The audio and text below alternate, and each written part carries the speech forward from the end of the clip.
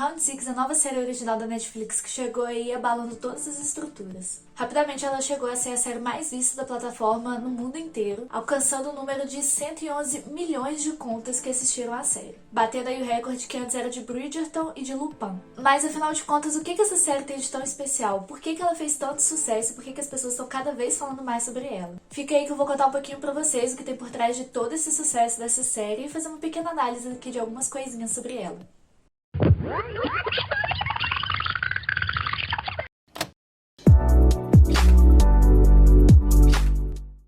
Se você está chegando agora no canal e você ainda não me conhece, meu nome é Luísa e aqui eu trago um pouco sobre curiosidades, minhas opiniões, coisas sobre filmes, séries. Então, se você gosta desse tipo de vídeo, não deixa de se inscrever no canal. Se tiver alguma coisa que vocês queiram ver aqui eu falando sobre, também pode deixar nos comentários, que eu vou fazer o possível para trazer isso com o maior carinho. Então, sem mais delongas, vamos lá falar sobre essa série. O primeiro ponto que eu queria destacar aqui pra vocês é que essa série é uma série muito simples de se entender. Se você ainda não assistiu essa série, eu vou dar aqui uma pequena sinopse pra você. A série é meio que uma mistura de Hunger Games com Alice in Borderland, onde algumas pessoas que precisavam muito de dinheiro tinham sido capturadas. Na verdade, elas poderiam aceitar ou não participar dos jogos, e esses jogos dão uma determinada quantia de dinheiro para as pessoas. Só que se você perder no jogo, na verdade, você não só perde, você só não é eliminado, você morre. Então, durante a série, a gente vai acompanhando alguns personagens, vendo por que eles precisavam do dinheiro, a gente acaba simpatizando com um ou com o outro. E bom, como eu tava falando antes, isso é uma trama universal e uma trama muito fácil de entender. Afinal de contas, quem é que não tem problema com dinheiro? Quem é que não sonha em ganhar uma grande quantidade de dinheiro e não tem que mais se preocupar com isso pro resto da vida? Além disso, os jogos que os personagens têm que jogar são jogos infantis, ou seja, são jogos que são extremamente fáceis de entender, com regras muito simples, que faz com que você não tenha que ficar necessariamente quebrando muito cabeça pra entender o que tá acontecendo. Faz realmente você ficar prestando mais atenção na história do que nas regras em si do jogo. E além disso, os jogos também são alguns jogos que existem em vários países diferentes com alguma adaptação. Então, por exemplo, a gente tem ali o cabo de guerra, as bolinhas de gude, até aquele jogo da batatinha frita é muito parecido com o jogo da estátua que a gente tem aqui no Brasil. Agora ninguém pode se mexer.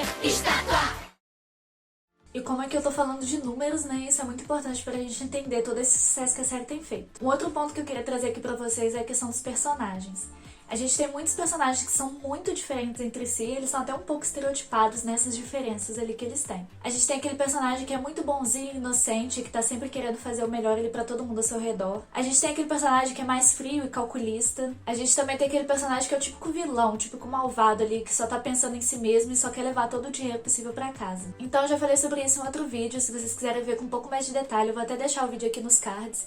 Mas é extremamente importante para uma série fazer sucesso que as pessoas se identifiquem com um determinado personagem. Porque ela vai conseguir emergir melhor naquela história, ela vai conseguir se identificar melhor com aquela história e ela vai querer terminar de assistir aquilo que ela tá assistindo. Então, se você coloca personagens que são muito diferentes entre si, a chance de você se identificar com algum deles é muito maior. Isso faz com que você acabe torcendo para algum personagem, seja para ele ganhar ou seja para ele perder. Mas isso vai te motivar a continuar assistindo a série. Um outro ponto aí bastante característico também foi a questão da estética. A série possui uma estética muito marcante, tanto dos personagens, que a gente consegue ver que os funcionários que trabalhavam ali nos jogos, eles tinham, né, aquela roupa característica, aquele macacão vermelho com aquela máscara preta, bem parecido inclusive com a roupa de La Casa de Papel, como no restante da estética da série, né, os lugares, a questão dos jogos, da forma como eles são feitos. E isso é muito importante porque em vários momentos a gente tem diversas referências a várias obras, pinturas, e também porque é muito fácil de você replicar aquilo que tá ali na tela. Então, nesses últimos dias, o que a gente mais viu foi o boom daquela bonequinha do Batatinha Frita 1, 2, 3. Ou até mesmo alguns bares chegaram até a replicar aqueles biscoitos lá de alguma das provas que se você conseguisse fazer, você ganhava um chopp, ganhava uma bebida, alguma coisa assim. E até mesmo aquele cartãozinho do começo da série que a gente viu em vários lugares. Então, quando a gente tem essa estética muito marcante, qualquer lugar que você vai, você vê uma referência a isso. Então, o próprio público que assiste a série serve como uma espécie de marketing ali pra série, que faz com que cada vez mais pessoas assistam. Cada vez mais as pessoas vão querer saber o que aquilo significa pra ficar por dentro dos papos, das piadas e das referências. E um outro ponto muito importante também é a exaltação à cultura coreana. Essa série é uma série da Coreia do Sul e a gente tá vendo várias coisas dessa cultura no mundo inteiro. Então a gente tem o pessoal do K-pop fazendo muito sucesso, alcançando números muito expressivos. A gente teve o Parasita ganhando o Oscar de melhor filme e isso foi um marco muito grande na indústria do cinema, porque foi o primeiro filme de língua não inglesa a ganhar esse título. E o próprio diretor de Parasita, quando ele foi receber essa premiação, ele já cantou a pedra lá, né? 자막, 서브타이틀의 장벽도 아니죠. 한 1인치 정도 되는 그 장벽을 뛰어넘으면 여러분들이 훨씬 더 많은 영화를 즐길 수 있습니다. E foi exatamente isso que aconteceu. E só pra vocês entenderem como isso é importante, isso também aconteceu com La Casa de Papel. Aqui no Brasil eu não sei se teve tanta essa pegada, mas no exterior teve bastante esse boom de coisas de língua espanhola. Tanto é que vários artistas lançaram músicas em espanhol e fez bastante sucesso. E La Casa de Papel também foi nessa onda. Tanto é que se vocês pesquisarem aí, vocês vão até ver que La Casa de Papel é uma série que é um pouco mais antiga. Ela foi lançada só na Espanha. E ela não fez tanto sucesso assim como quando ela foi pra Netflix. Então talvez por conta dessa tendência global de consumir determinadas obras de determinadas culturas e também por conta do grande alcance que a Netflix tem, essas séries aí elas conseguiram bastante destaque. E o último ponto que eu queria falar aqui pra vocês também, mas não menos importante, é com relação à crítica social. Essas coisas que a gente tem visto ultimamente, sempre tem uma criticazinha ali envolvida à desigualdade social. Se você quiser fazer uma análise um pouco mais profunda, você consegue discutir ali um pouco mais sobre isso. Então é uma série que vai agradar tanto aquelas pessoas que só querem assistir porque só querem ver uma coisa que é divertida, que é simples pra fazer o tempo passar, como também para aquelas pessoas que querem discutir um pouco mais a fundo. Porque a série, apesar dela não ter sido tão elaborada com relação a isso, é uma brecha que ela deixa assim pra você discutir toda essa questão. Assim como foi feito com Parasita, assim como foi feito com La Casa de Papel e várias outras obras. Bom, tudo isso explica o sucesso que a série tá fazendo, mas isso faz com que ela realmente seja uma série boa? Tudo isso que eu falei aqui é uma fórmula de sucesso que a Netflix parece que aprendeu muito bem e tem dado muito certo. Se a gente parar pra analisar as séries que foram mais assistidas ali, a gente tem Bridgerton, a gente tem Lupin, Stranger Things, La Casa de Papel. E todas essas séries têm todos esses pontos em comum. A gente vê tramas muito simples e muito fáceis de se entender. A gente vê séries extremamente marcantes com vários produtos ali pra ajudar a divulgar. Mas se a gente for parar pra analisar bem a fundo, essa série não é tão especial assim quanto a gente acha que é. Bom, não tem como eu falar desses pontos sem dar spoiler, então se você ainda não assistiu a série, quer assistir, para esse vídeo aqui e volta só depois. Bom, o primeiro ponto que eu queria falar aqui são sobre as tramas secundárias. A gente tem a trama principal, né, do personagem principal ali jogando os jogos, e a gente tem algumas tramas paralelas a ela. Só que essas tramas, elas são extremamente soltas e elas não têm ligação nenhuma com a trama principal. Então de que adiantou o policial ir lá, investigar tudo o que estava acontecendo, achar o irmão dele e descobrir que na verdade o irmão dele era o líder? Também tinha a trama secundária ali do pessoal que tava traficando órgãos. E isso tudo ficou extremamente solto na série, porque uma coisa não tem relação com a outra. Então assim, é claro que a série tá fazendo bastante sucesso. Provavelmente a Netflix vai querer fazer uma segunda temporada. Mas se a gente for parar pra pensar que essa é uma série que era pra ter só uma temporada, né? Que foi escrita só com uma temporada.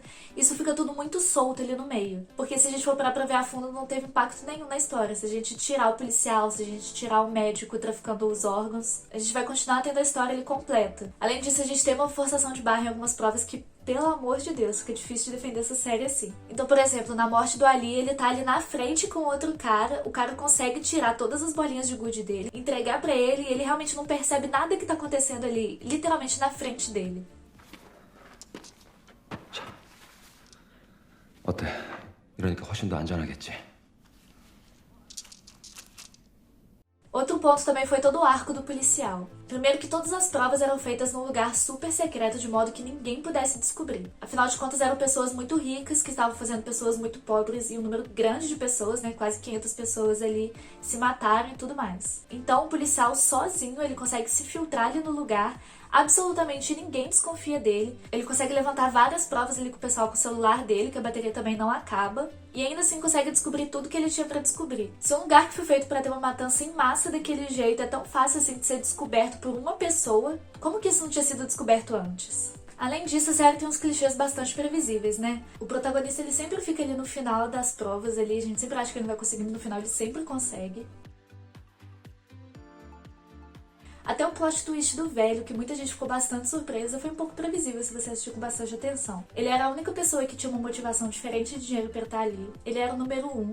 Desde a primeira prova ele estava se divertindo horrores, mesmo com toda a matança ali ao redor dele. Mas pra mim o ponto que ficou mais claro foi quando estava tendo aquela matança ali no dormitório e ele pediu pra parar e o pessoal simplesmente parou. Então assim, não foi nada extremamente surpreendente. Mas essa série ainda tem um mistério que é insolucionável. Se você souber a resposta dele, por favor, deixa aqui nos comentários. Como que você coloca um pedaço de papel dentro de um ovo cozido com casca?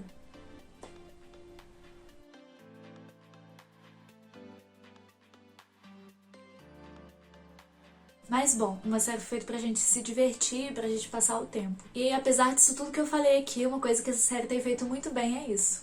Bom, gente, então esse foi o vídeo de hoje, espero que vocês tenham gostado. Se você gostou, não esquece de deixar o like, de se inscrever no canal. E se você já assistiu Round 6, conta aí pra mim nos comentários o que vocês acharam dessa série. Um beijo e tchau!